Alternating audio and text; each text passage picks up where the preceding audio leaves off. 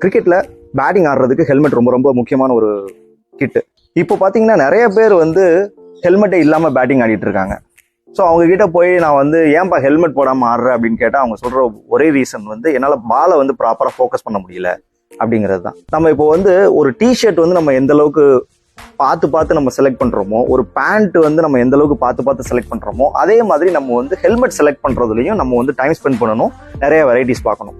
So இது பார்த்தீங்கன்னா ஹெல்மெட்ல வந்து உங்களோட சைஸுக்கு ஏத்தாப்புல ஹெல்மெட்ஸ் இருக்கும். It varies from S, M, L அந்த மாதிரி நிறைய சைஸஸ் இருக்கு. உங்களோட ஹெல்மெட் சூஸ் பண்ணும்போது உங்களோட ஹெட்டுக்கு ஏத்தாப்புல கரெக்டான சைஸை சூஸ் பண்ணிட்டு இந்த ஸ்ட்ராப் யூஸ் பண்ணிட்டு இந்த அட்ஜஸ்ட்மெண்ட் கரெக்டாக பண்ணிட்டு ஆடி பாருங்க.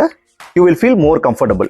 இப்போ நம்ம கரெக்டான சைஸ் ஹெல்மெட்டை வந்து சூஸ் பண்ணதுக்கு அப்புறம் நம்மளோட ஹெல்மெட் வழியா பாலை வந்து ஃபோக்கஸ் பண்றதுக்கு நம்ம என்னென்னலாம் பண்ணலாம், எப்படி இம்ப்ரூவ் பண்ணலாம் அப்படிங்கறத அடுத்த வீடியோல பார்க்கலாம்.